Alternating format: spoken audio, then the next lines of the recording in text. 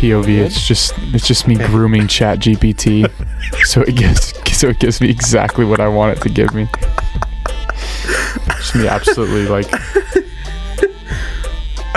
Take me away, officer. On the third take, we're finally rolling.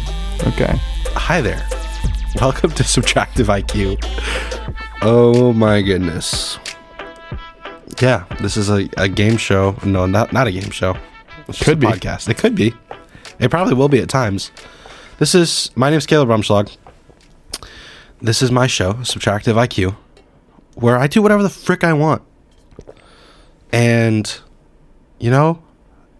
everyone else can just kind of deal with it. I'm here today with a special guest, Hudson Felsman. Word. And I literally have no plan for what this episode needs to be. And I'm really worried that the gain on the microphones is not going to be enough. Does it look fine? What if I do that? Yeah, man. I don't know. I'm just glad to be here. I think it'll be fine. I can turn it up in post. But yeah, I know I've said it about 3 times. Welcome to Subtractive IQ. I'm your host, Caleb Rumschlag, once again joined by special guest Hudson Felsman. And today, I don't know, just kind of an introduction to what this podcast is and the feel for it. Hudson, you want to introduce yourself at all? Yeah, I'm Hudson. I'm on all of Caleb's podcasts. If you don't know me by now, good for you.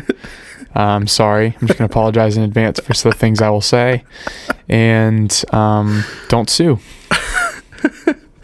Yep. I also am actively grooming ChatGPT as we speak. That is so crazy. I am. Did you not hear about that? You can you can literally, I hate saying the word groom because it's so bad, but you can, I guess, I mean, the word is, I can't think of a better word, so I'm just going to say groom, and I'm just going to apologize for it. You can groom ChatGPT to give you the answers you want. Like if I was to just go on a random email for the first time on ChatGPT and just be ask it a question, it'll give me the basic thing. But the more you ask it questions, the more it it gets to know you. Right. Actually, I think I have seen videos of that, videos where people gaslight ChatGPT into thinking 2 + 2 = 5. It's no, it is. It is. You idiots.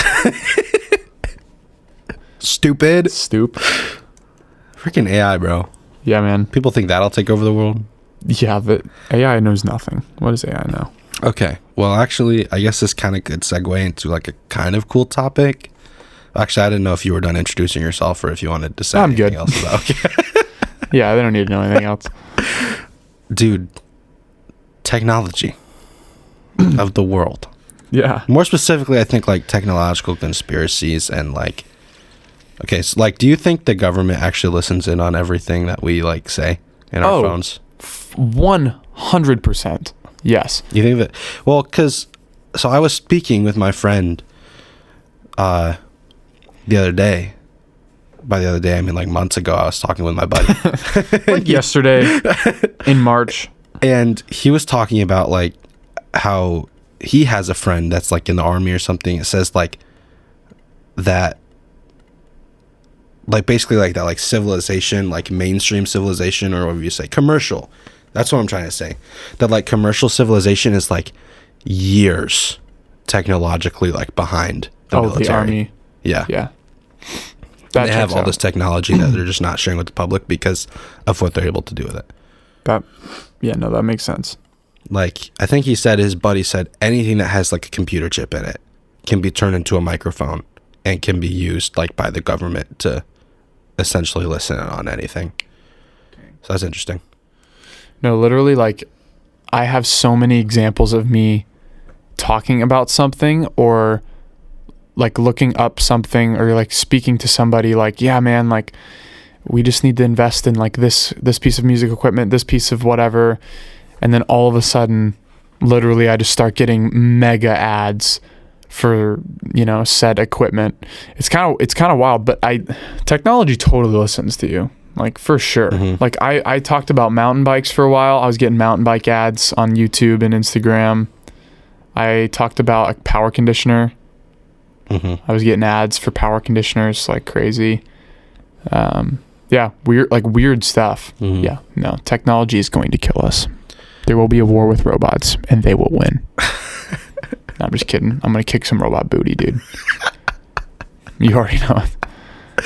Well, so on that same vein, it's kind of crazy. I also recently saw a video that was like talking about how the monopoly of today is less on people's money like it used to be, right? Oh, So it's like like it used to people's be attention and Yeah, their it's time. people's attention now. So it used to be, hey, how much, like, I want to get as much, like, the corporations would try to push their product as much as possible, so people were buying their products as much as possible. Nowadays, it's all about maintaining people's attention. And that's the business model that everything, like especially social media, runs off of, is how, like, every time you have a free second, how can I be drawing you back in to my platform versus another platform? So, like, essentially our company benefits more from it. Yeah, technology's getting to a point where, like, when my children are around, I'm not convinced social media will even be a thing. Really? Yeah. That's an interesting thought. You think social media is going to go completely out the window by the time you have kids? I don't think it'll go out the window. I just think the format will change. Like, I mean, you even see it now, like with all the brain rot stuff, like people like just are fully okay with like just wasting their life scrolling. I just don't know if it'll last though, because everyone at this point in their life understands how bad it is for you.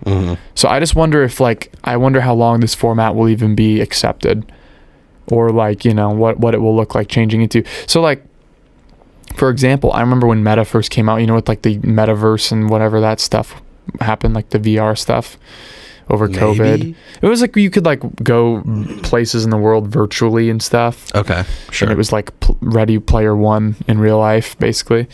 Dude, I remember people being like, if you're a band, sorry, I'm talking to music context a lot, but like if you're a band and whoever cracks the metaverse as a band first, they're going to be huge and they're going to figure it out, because that's the next, like, that's where it's going.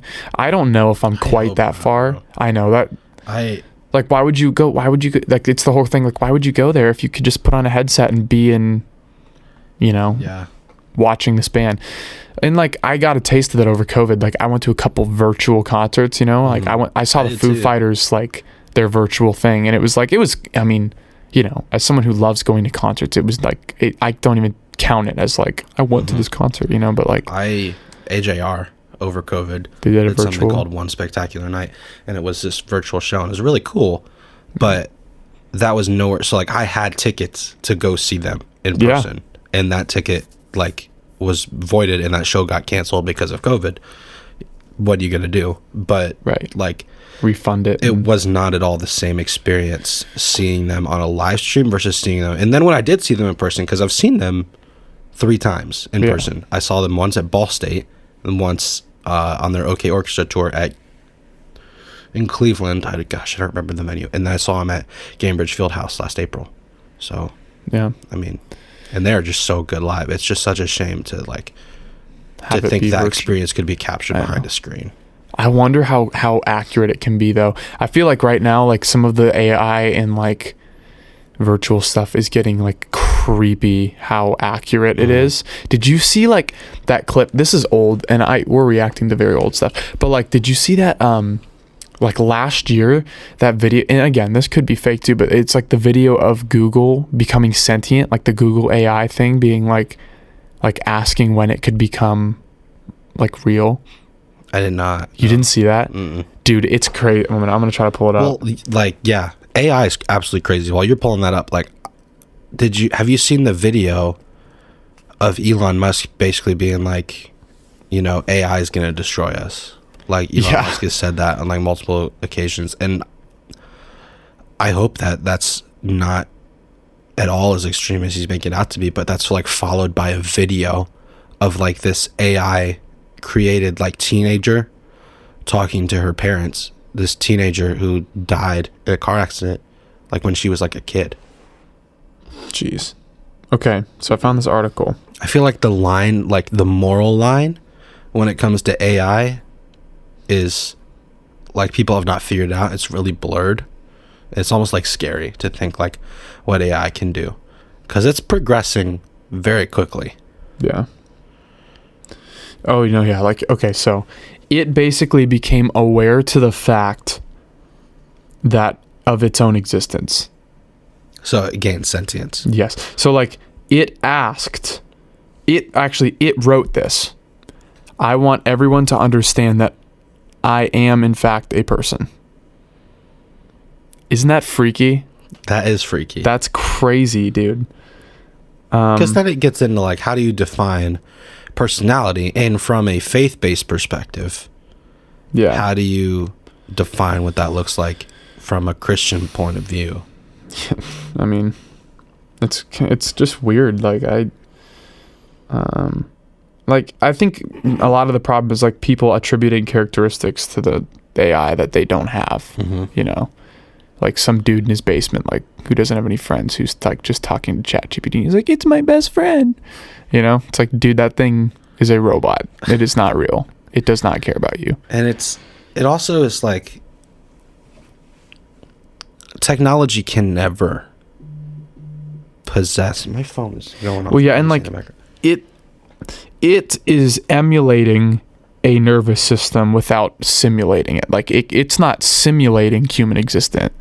It's like just trying to emulate it. It's emulating human existence. Yeah. And the issue is, if it can emulate it well enough, but it's not ever going to mirror human existence properly, because it's still always going to be technology. Yeah. If it ever gets to the point that people think it is, then it's just emulating so well. And like you said, it's humans, I think, attributing characteristics to these machines that they don't actually have. Yeah.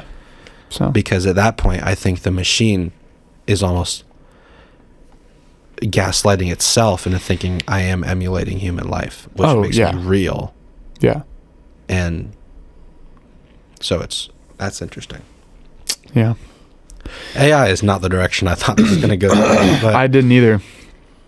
And this all started with me talking about grooming ChatGPT. So thanks for listening, AI, because they're definitely listening to me right now. yeah. ChatGPT is like, oh, you think you're grooming me?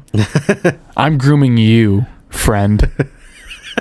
That's what it's thinking right now. Oh my gosh. Anyways, enough of this nerd talk.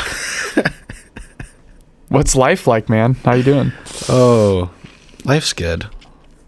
Life's okay. Life's good. Well, it's going to be good. No, it's actually going fine. Like, school's going well. My classes are easy as like my classes are not hard. I'm not at all struggling in my classes. I sit down and I do homework for maybe an hour a week. Like, I literally, because the only classes I'm in a Monday night class, and I'm in lab, and I don't count practice hours as homework. But Yeah. and then I'm in an online class, and literally all my stuff is due on Sunday for my online class, and on Monday for my video class. So it's like, I work on homework like 2 to 3 hours a week max, and the rest of that time I'm either practicing or working on music, or Okay. like one of those things. What? So if you are unaware, Caleb is in a project called 6 Feet Deep, and it's really cool. And he releases music and plays live all the time. I'm also in a band called the I Fresh just signed Bears. to a record label, actually. He just signed to. I think a better way to put it is the record label. Banana Stand Records, if you're listening. Banana stand. Every time you say it like stand. Banana Stand Records. Stand. Yeah. Banana Stand Records. Because when I first thought I heard Banana Stand, I was like, who the frick is Banana Stand? Banana Stan is our creepy ex-con mascot who sells bananas out of our stand. Anyways. I'm just imagine a new artist. Who the frick is Banana Stan? He's like dying to get signed, and he just gets approached on the street by this. You get signed to my label. Banana Stan. You can get 80%. You can get 80 points on your master if you sign with me. You just gotta eat one banana per song. Oh my gosh. You gotta eat one of my bananas.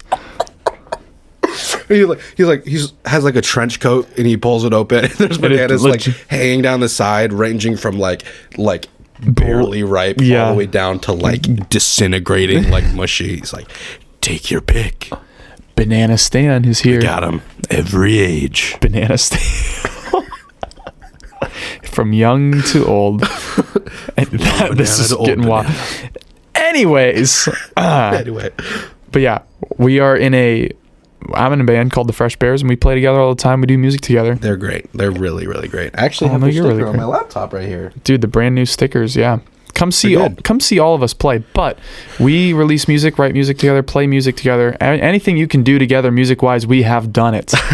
And so we like talking about our creative process, what we're doing to promote ourselves, because it's always a hard thing. Mm-hmm. The line between letting God kind of direct your path, but also not sitting on your hands and being, and playing the game, because you do. It's impossible to not play the game if you want to do something now. It's time to play the game. It's time to play the game. Anyways, but it is though. Dude, I still feel like these levels are not. Mine looks pretty decent. Yours look good. Mine don't. I don't understand it. Anyways, but as Caleb is adjusting the levels of the mic, yeah, so we're in bands and we talk about our creative process and we talk about what we're doing to promote ourselves, how we play shows, what our next steps look like, always being aware of how we can grow, how we play shows and what that looks like. But Caleb just put out a project called... Sorry, I'm totally just messing with all your volume while you're talking. But yeah, Caleb that's going to sound fun in post. It'll be fun. But Caleb just put out a project. It wasn't too long ago. How long ago was that? 2 months ago? 2 months. Which project are you talking about? Because Vertigo came out like 2 weeks ago. Well, yeah. Well, there's been songs put out since, but the EP. The EP came out in like June. Yeah. I kind of just randomly finished it and dropped it. Yeah. Like out of nowhere. Didn't really promote it at all. But yeah. So go check it out. We just released the song called Fireworks. We're working on a full length. Yeah, dude. First of all, I can't wait to hear your full length album. I'm super excited for that. Especially, I think the one you showed me, Liam's song, Money Mouth. I like that song. Shout out to Liam Hanna. Love you. I like the sound of that. But it's crazy how so I released that project in June, and I was like, these are the best songs I've ever written. And it's like that every time I release a project, and then I write another song, and I produce another song. I'm like, that's trash compared to what I have now. So that's a good problem to have, though. It is. But it's also I wish I could be consistently putting out this just incredible quality music. Well, and I'm still just growing. So I think part of that too is your own self-critic in your head. You'll probably always feel that, right? Even if you are writing absolute bangers. But I think the new thing now in music is you're releasing songs, you're promoting yourself.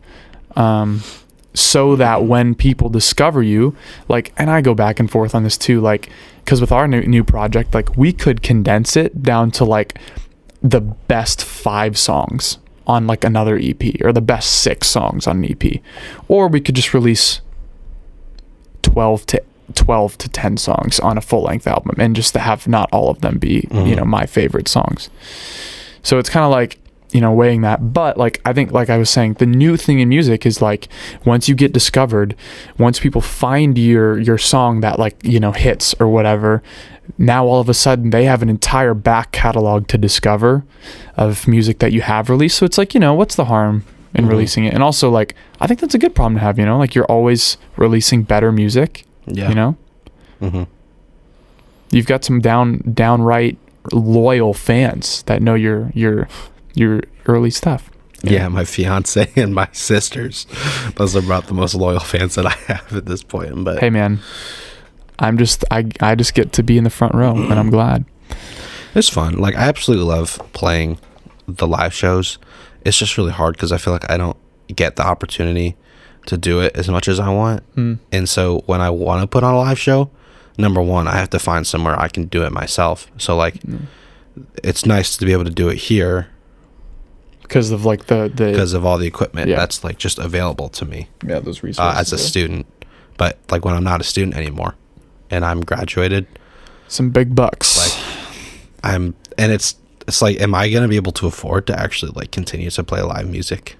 Because it's expensive, and it's hard because I know based off of a conversation that I had, like things that got affirmed is I'm still like supposed to continue creating my own music. Yeah. But it's hard because, like, you know, it's just going to be really relying on God to do his thing in that. Yeah, and like I know we've had this conversation before too. It's just like, you know, you trust that, you know, Lord, if this is what you want me to do, and if this is gonna make it, and you know, in the world terms of like, you know, success and streams and stuff, you know, if it's gonna go that route, you will supply that.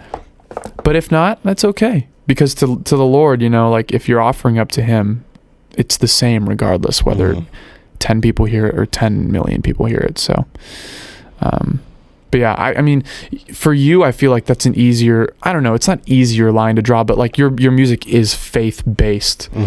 And if you're listening to this, I mean, the Fresh Bears, we don't write like I would not worship to our songs, like in a church. Music either necessarily. Yeah. It's like if you dig in our songs, I think on our newest project, you will hear,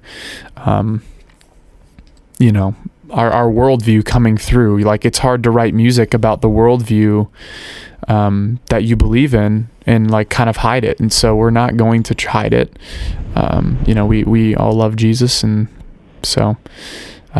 But it's a cool opportunity too, because a lot of people, you know, with blues and rock music, they don't think that, oh, you learned to play that music in church, you know, like, no, yeah, we did. It just opens cool conversations, so I'm thankful for that. But yeah, but it's cool, man. How often do you, like, when you're about to play a gig, how often are you like practicing your own music, like the music that you're going to be playing? Like what does that look like for you specifically, like as a vocalist? Oh, I mean, I feel like I'm a bad example because, well, okay, I'll talk about this last show we just played. The one at Grace? The one at Grace. Okay. Yeah, you played after us. It was interesting. So we played a ton of shows this summer, and for the most part, our set was the same. And if it wasn't the same, it was just different variations of the same set list. Either like a couple more songs, couple less, same songs, similar transitions. So like we had practiced, quote unquote, that set so much. Yeah. Like in it's like live reps. So like by the time like that show that we just played rolled around, I had done our intro 20 times. I had done all of those transitions 20 times. Like we had worked it out. But like when we're learning a new set, we try to, I mean, it's hard because, you know, our whole band is spread out across the US. Right. You know, we have a bass player in Arizona, and we have one of our guitar players in Virginia, and I'm at least an hour and a half away from, you know, our drummer and my brothers. And so practicing is hard, but we all understand how much practice needs to go into a live set. And we've been a band for so long that the chemistry is there.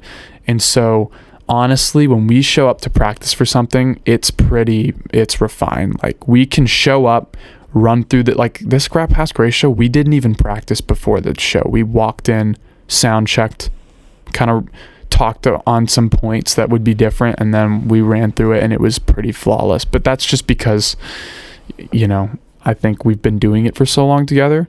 Whereas like as a new band, I think it's just so important to find that rhythm. Like, what does that look like for you guys? And honestly, I thank my parents and my background for this, but even just knowing how much to practice, like when you think you've arrived, practice 30 more times. And then maybe you can, you know, say you've practiced enough. But like the only reason why we could show up and do that is because we did that and we put in the practice, like to where we know our parts, we know exactly what is being asked of us. We've done it 1,000 times.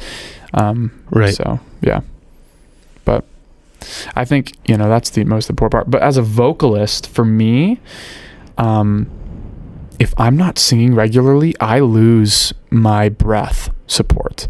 Like 90% of singing is your breathing. 90% of problems with singing, like pitchiness, like just breath supports, that it comes from not breathing correctly.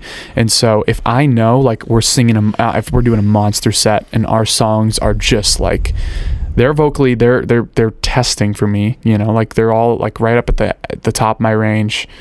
It takes a lot. So like the week before, I'll start drinking water, singing through the songs in the car, like doing breathing exercises. Like even 2 weeks before, I'll start doing breathing exercises. Like if you don't sing for a straight up week, you will lose some of your lungs. Like it's like when you go to the gym and you work out. Like if you don't go to the gym for a month, your muscles are going to regress. Right. But you need to like continually be exercising that kind of function. Oh yeah, and it is so true. Like and it's crazy. Like if I don't sing for a week, I can feel a difference in my chest. Or even if like I'm singing regularly, but I'm not pushing my range, like I will lack breath support, and I'll need like 2 weeks to get my lungs back in like singing shape. Like where I could sing all of our songs every night for a week. You know, like towards the end of this summer, my range was like warmed up, worked out, and at this point now the school year's set in and we're all kind of separated and we're into like a recording season. My voice, honestly, it needs to be worked out to get up to those concerts and like for recording sessions and stuff. But that's how I practice, you know. I mean, I just sing through them. Like I encourage like young vocalists, like I think a lot of people are really careful with their voice, and that's probably smart. Me, I'm not careful with my voice. But my voice is really resilient. If I'm sick, I can sing. For the most part, like I can lose my voice in one night. By the next morning, I'll probably be okay. I can do late nights, early mornings, but that's kind of just because I beat my voice up, which I might be walking this statement back when I'm 50 years old. But you know, like go lose your voice. You're young. It'll bounce back. It's good for you to know the limits of what your voice can do. You know, and the more you know what your voice can do, the better you'll sound. You know, I think closing the gap between what you think you sound like and what you actually sound like is so important. And you know, you can do that by recording yourself and just pushing yourself. So yeah. I just like the biggest kink I'm trying to work out is I just get lazy when it comes to show prep, and then I just don't practice. So because I think it gets to the point where it's like I've written these songs. I know the songs. Like I don't need to practice singing this song. It's not about my knowledge of the song. It's about my performance of the song. And the performance only improves if you practice it. Right. And honestly, like I'm right there with you. Like I honestly, in this past couple weeks, if you are listening to this and you saw us, thanks for coming out. But I'll also tell you, like, I think our best sounding songs were our covers that we reworked, because it forced us to dig into the songs. Like when we were in our recording process, we live record everything because it kind of makes sure that we know how to play it and we can be tight enough to get a live recording. But with our EP that we released last spring, it's starting to get far enough away that we are kind of leaning on like, yeah, I know the song, but like, do you know it? Like, can you play it? And so it actually got to the point where like this summer, I think our worst sounding songs in the set, and granted, like none of our set was bad, but like on small levels, there's the biggest difference between between like the covers that we know and like our lives. I think our originals actually sounded worse than our covers, but that's because we were complacent and didn't practice them enough. So yeah, I think we're about to enter into a season where we're going to chase some opening acts and just see what happens. Try to play some shorter sets with just like the highlights. And I think just really hammering home like we are going to practice until we are really, really tight. But yeah, I think making sure your band all knows like what an acceptable level of preparedness is like is huge. And 90% of the time it is way more than what you think, you know? Yeah.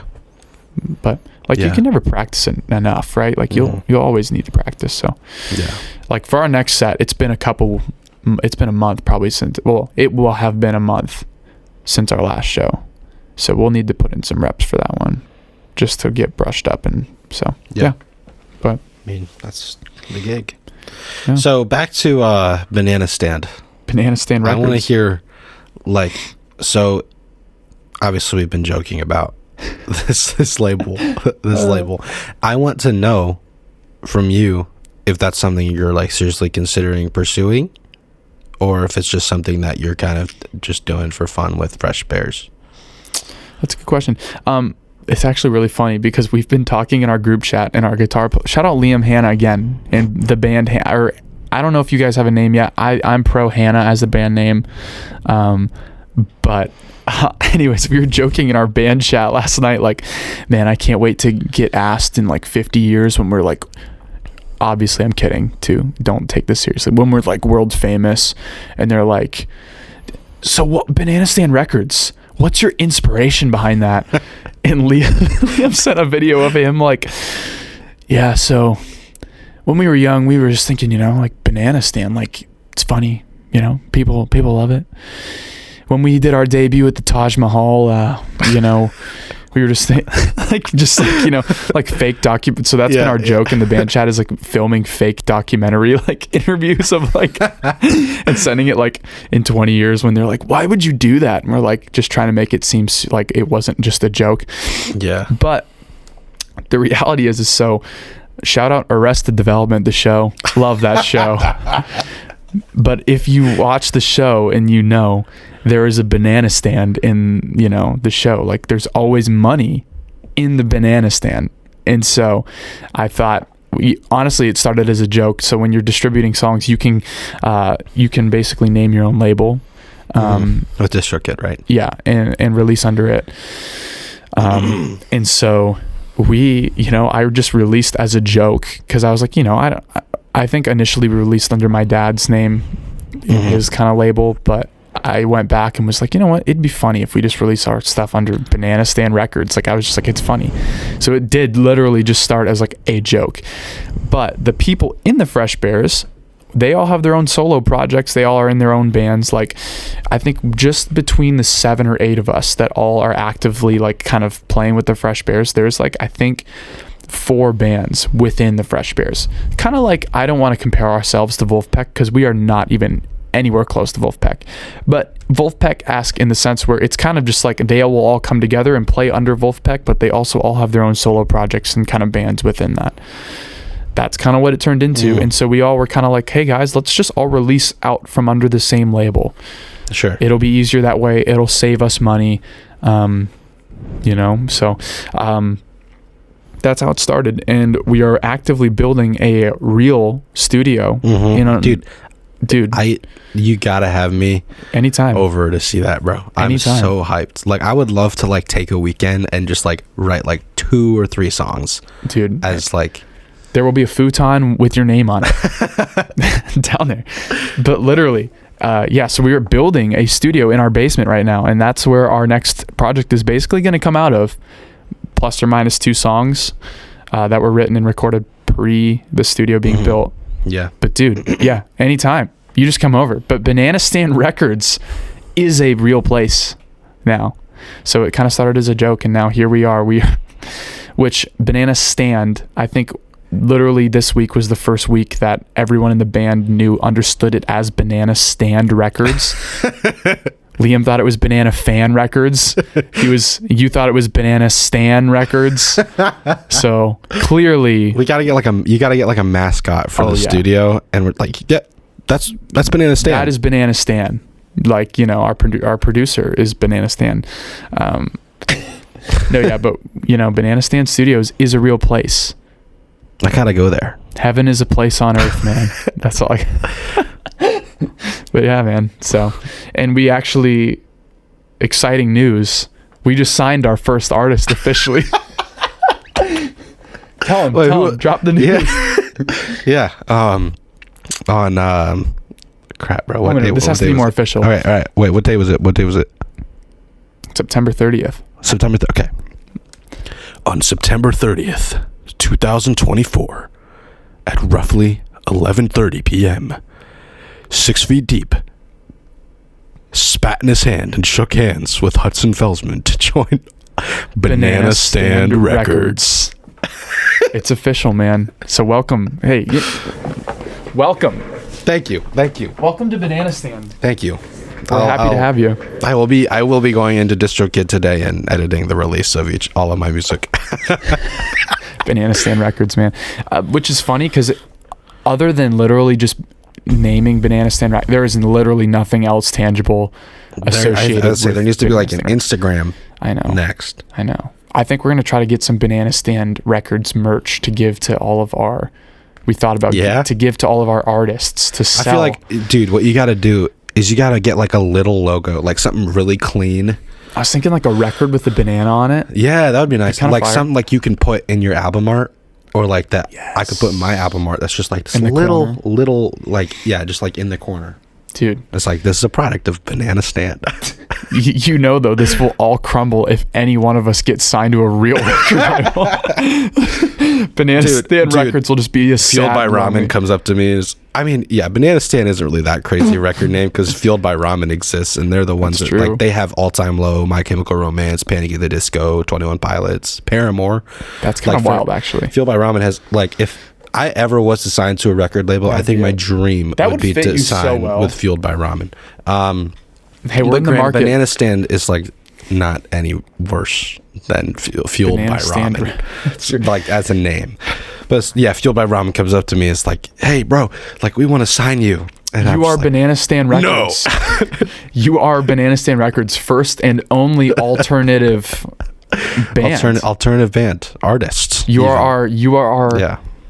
Which I didn't take you out to a steak dinner or wine and dine you. All it took was, you want to be in Banana Stand Records, and it was a spit shake, and we are here now.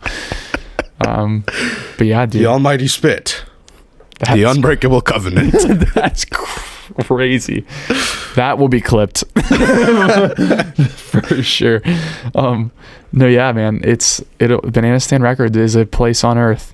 Oh my god! So if you're listening to this and you are interested, just shoot me a text or DM the Fresh Bears, man, and we'll make it happen.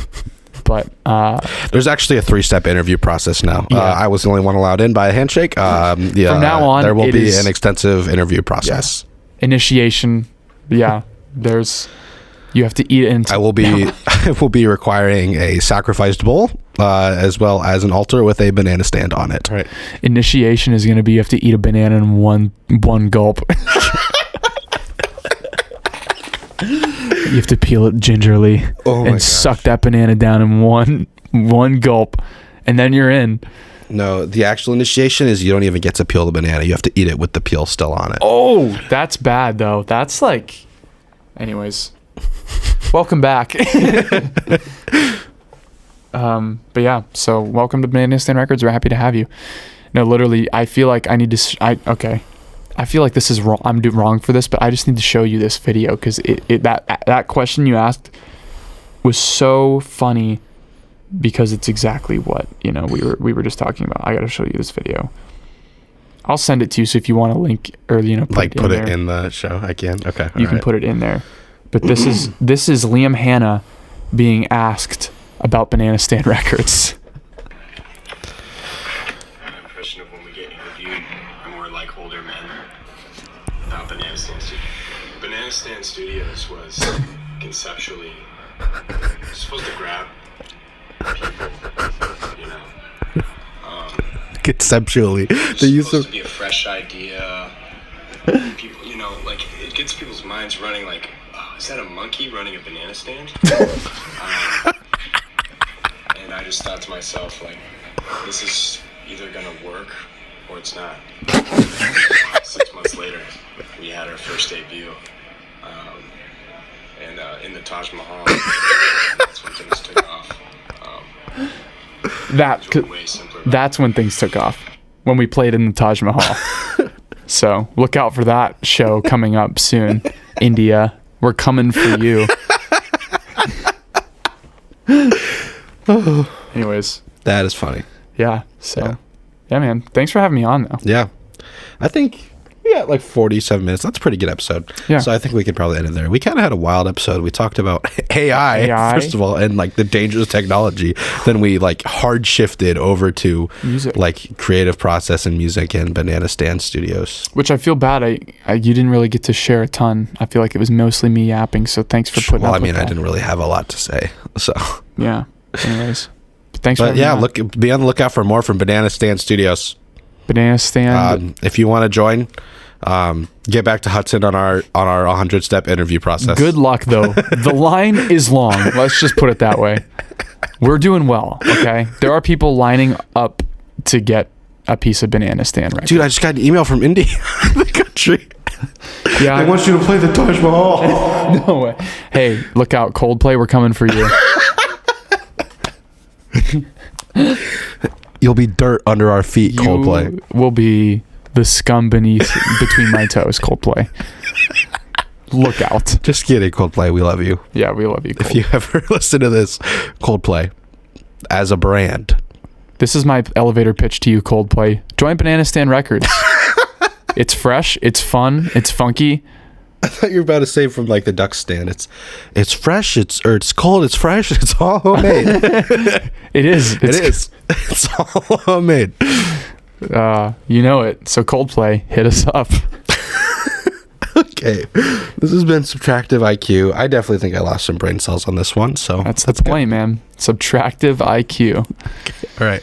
I'm Caleb Rumschlag, the host, and special thanks to Hudson Felsman for coming and being on the first episode. Now it's time to go edit this. See how long that takes. So, yeah. Hey, thank you very much for listening. See you later.